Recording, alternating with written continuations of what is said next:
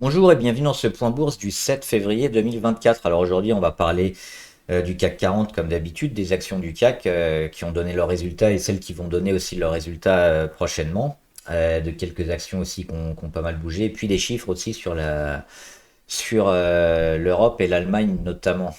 Avant de commencer, comme d'habitude, je rappelle que les informations et analyses données sur cette chaîne sont données à titre indicatif et ne peuvent pas être considérées comme un conseil en investissement. L'investissement boursier est risqué, vous êtes responsable de tous les investissements que vous faites.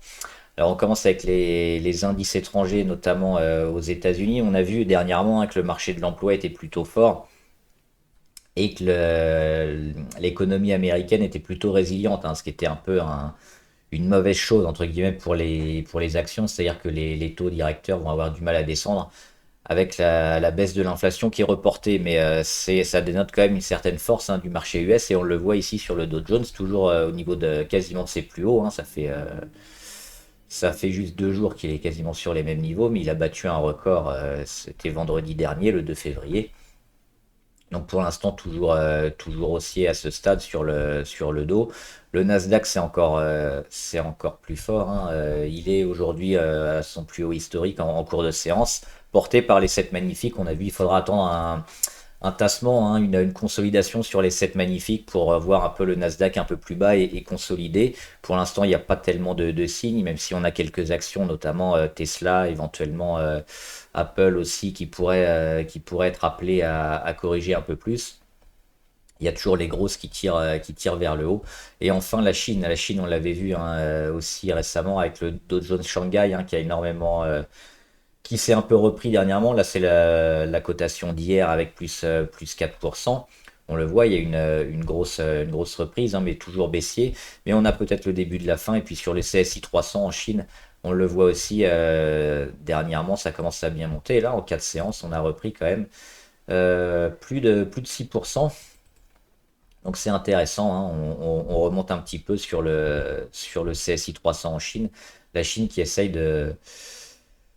d'injecter pas mal d'argent sur les marchés financiers. Pour l'instant, ça marche et on attend aussi les chiffres sur les données macroéconomiques, mais il n'y aura pas grand-chose cette semaine. Il faudra attendre probablement la semaine prochaine. Au niveau de l'Europe, on va commencer avec le DAX. Et avant le DAX, on regarde ici la production industrielle. Alors ça permet notamment de voir un peu le niveau de l'économie allemande. Et on le sait, les chiffres sur l'Allemagne ils sont assez mauvais dernièrement, depuis pas mal de mois. Et là, on a la production industrielle qui s'annonce encore négative. On était à moins 1,6, c'est les chiffres qui ont été annoncés. Alors même si les chiffres récents, on les voit ici tous dans le négatif, ont été légèrement révisés à la hausse. Mais c'est en termes de pourcentage, c'est des 0,1 ou 0,2 généralement, sauf le dernier.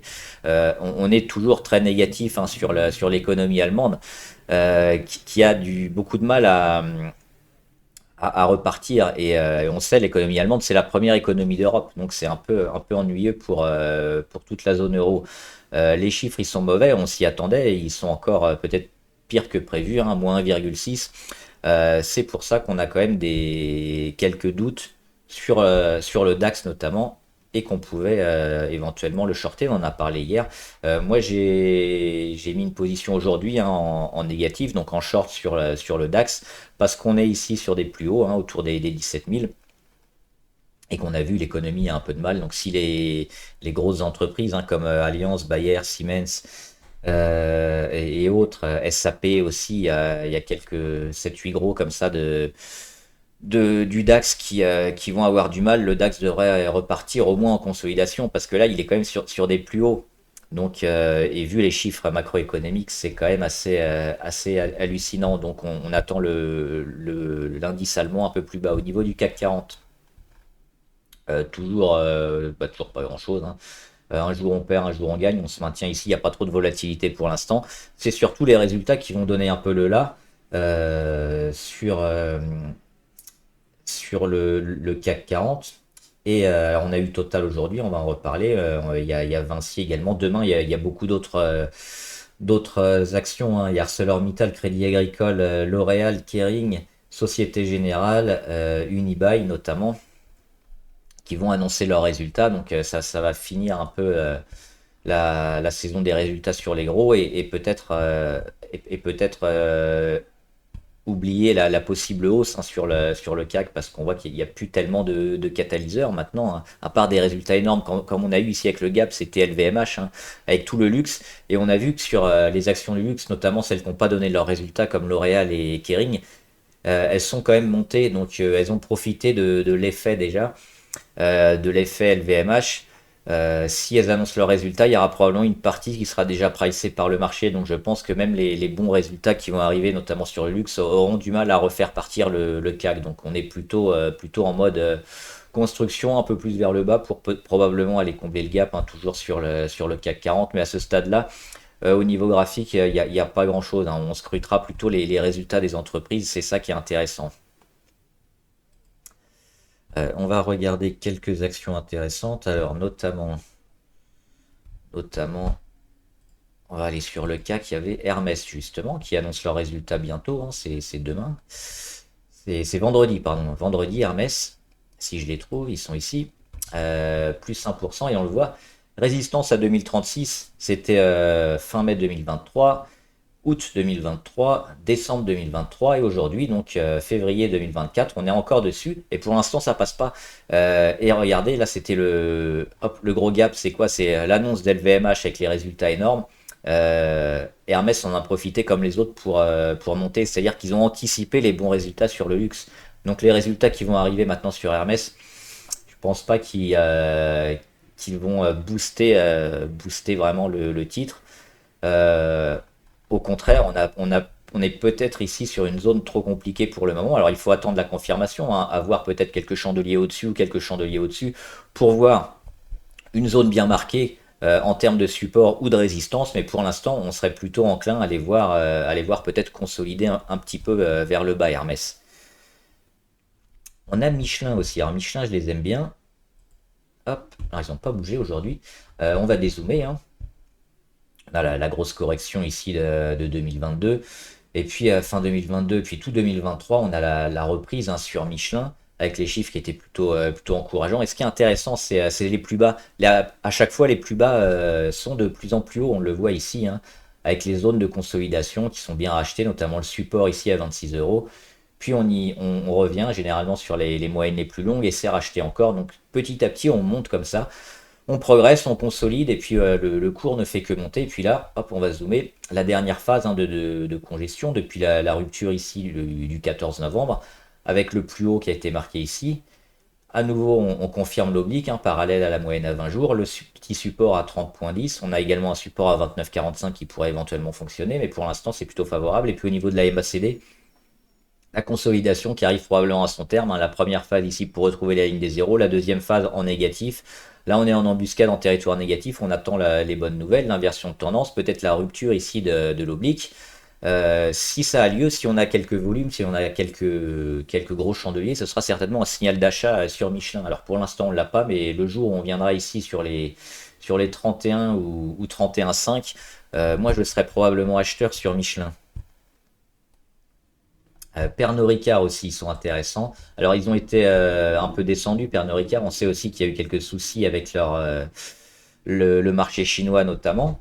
Et puis dernièrement, bon, les résultats tout avait été déjà tellement vendu que le marché avait certainement été dans l'excès. On est retombé ici sur un plus bas de janvier 2021, donc de 3-4, ça fait 3 ans. On a retrouvé un cours d'il y a 3 ans. Et on fait un gap. Ça c'est intéressant, hein, entre le 25 et le 26 janvier, on fait un gap qui pour l'instant n'est pas comblé.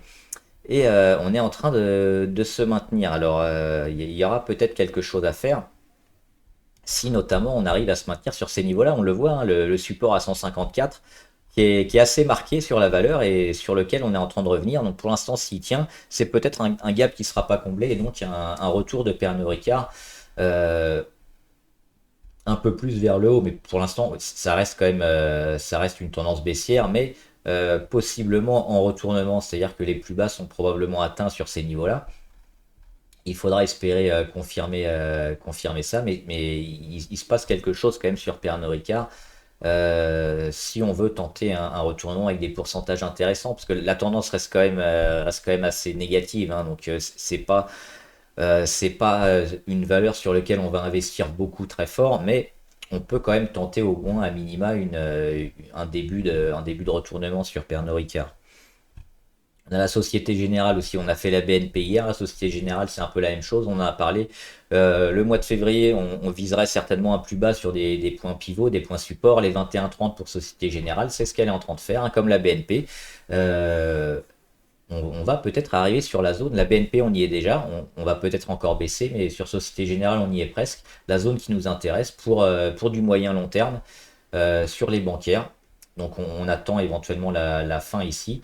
Puis on voit si on dézoome, hein, on a cette phase de congestion après qui sera à casser pour relancer le titre, mais surtout les zones autour de 20-22, hein, sur les 21-30, c'est plutôt une zone à acheter. Donc si on y revient et qu'on voit un début de réaction sur la Société Générale, ça pourrait être intéressant. C'est pareil, c'est demain. Alors je crois que c'est après bourse, faudra vérifier, mais c'est demain que la Société Générale annonce ses résultats. Donc forcément, ça peut bouger un petit peu, mais elle avait annoncé des prévisions ici, hein. Le gap, c'était les prévisions qui avaient été annoncées, qui avaient été mal accueillies par le marché. Donc on a déjà une grosse partie quand même qui est pricée sur le cours. Donc je pense que les résultats devraient être moyennement volatiles.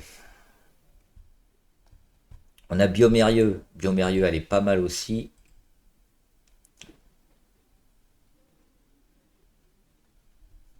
Elle est pas en portefeuille, Biomérieux. Ils sont peut-être ici. Voilà, ils sont là, Biomérieux. Hop, on dézoome. On suivait ce grand canal baissier, hein, entre l'oblique rouge ici et la deuxième oblique rouge ici. Donc on le voit, hein, le titre qui fait que rebondir entre les deux obliques. Avant de casser récemment, on en avait parlé, c'était au mois de novembre 2023. On met un plus haut, on consolide un peu. Et puis ce chandelier d'hier, hein, le mardi 6 février, il est rouge, mais on met une mèche basse très très très grosse ici entre les 97,2 et les 94,3. Donc tout ça, ça a été racheté. On rebondit sur les moyennes les plus longues, 200, 150 et 100 jours. Et on repart au-dessus de notre ancienne oblique, hein, du canal. Et aujourd'hui, on confirme. Alors, c'est peut-être pas attendre encore, peut-être éventuellement une petite quelques jours où il va se passer quoi. Demain, on va perdre. Ensuite, on va remonter un peu. On va faire comme ça. Donc, c'est la phase de congestion qui est en train de jouer pour repartir. Donc je pense que sur Biomérieux, on peut éventuellement se placer dès maintenant en anticipation ou attendre quelques jours pour avoir une belle cassure autour des 100 euros. Mais pour moi, sur Biomérieux, on est largement favorable pour aller chercher la résistance à 107 et plus. Peut-être un début de retournement, on le voit, hein, ici. Le retournement, il est en train de s'acter ici au niveau des moyennes mobiles, on le voit. Donc on espère un cours assez élevé ces prochains jours. On va parler de Total aussi qui a annoncé ses résultats. Des résultats quand même assez forts, mais qui n'étaient pas forcément aussi bons qu'espérés. On en espère beaucoup de Total, si je les trouve, ils sont là. Donc ça a été plutôt vendu, on perd 3%, le dividende aussi a été annoncé. On avait parlé, hein, dans la vidéo que j'avais fait sur Total notamment, pas forcément le meilleur moment d'acheter sur Total, je ne sais plus où on était à ce niveau-là, on devait être autour des 61 je pense par là. Il y avait une première zone ici sur les 58, mais avec le pétrole, hein, moi, qui fait plus grand chose en ce moment, mais le Total a tellement bénéficié d'un pétrole haut pendant des années que ça mérite peut-être une petite conso à minima sur les 58, voire un peu en dessous. Donc on le voit ici avec cette mèche. Il faudra attendre la confirmation. Mais pour du moyen terme, peut-être attendre la réaction qu'il va y avoir ici, hein, sur support.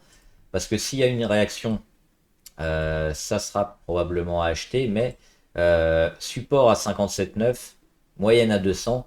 Si on casse tout, on va peut-être aller dans l'excès, hein, sur Total. On n'est pas à l'abri. Même si ça reste une excellente valeur, hein, qui sur le long terme va toujours continuer à performer, mais on pourrait peut-être l'avoir plus bas sur les 52 avant un retour. Donc ce qu'on va suivre sur Total, c'est peut-être ça. On le voit ici, hein. Hop, cette oblique-là a cassé. Donc on va surveiller Total ces prochains jours et voir ce qu'elle fait. Ça serait intéressant également. Là, c'est trop tôt, je pense, pour se placer, d'autant qu'on voit quand même une certaine tendance quand même à la conso, voire à la baisse sur Total Energy.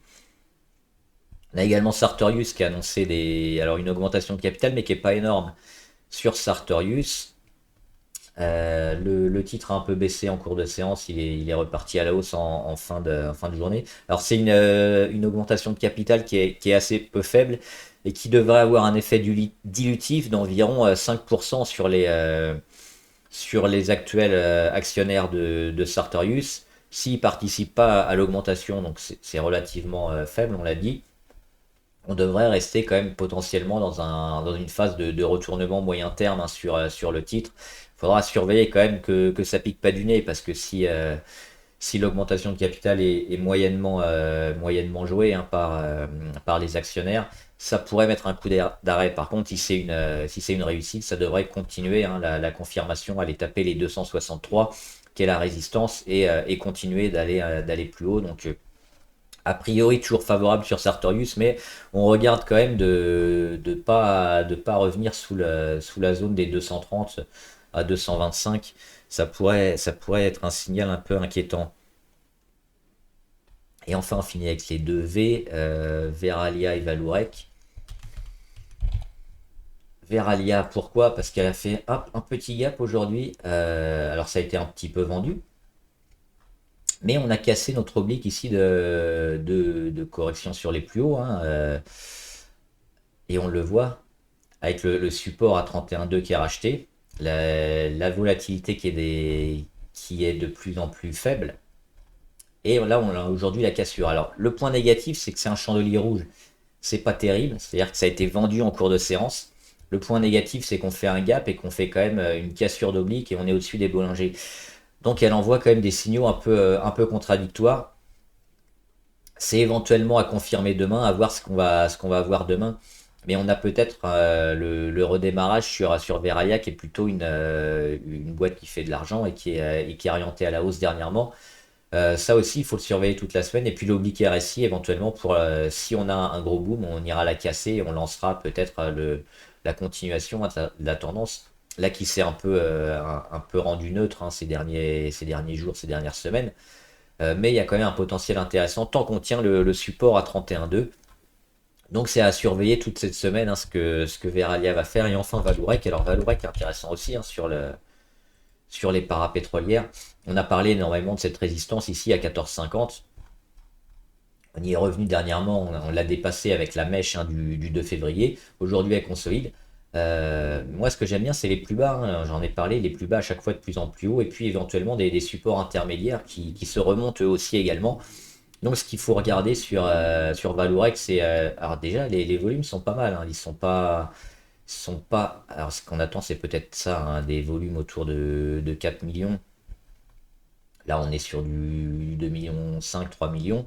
On n'est pas loin, mais on est en phase de conso. Donc, c'est un petit redémarrage ici, et puis un gros pic de volume autour des 4-5 millions, ça pourrait être bien. Et surtout, si le support intermédiaire des 12,8 va tenir. Ça serait très positif. Au niveau des Bollinger aussi, on voit l'écart, hein, entre les deux, le haut et le bas des Bollinger, qui est en train de se raccourcir. C'est intéressant parce que ça donne généralement un peu le top départ, hein, quand les Bollinger redeviennent un peu plus faibles, à une nouvelle tendance. Donc, les prochains gros chandeliers vont certainement donner la tendance sur Vallourec.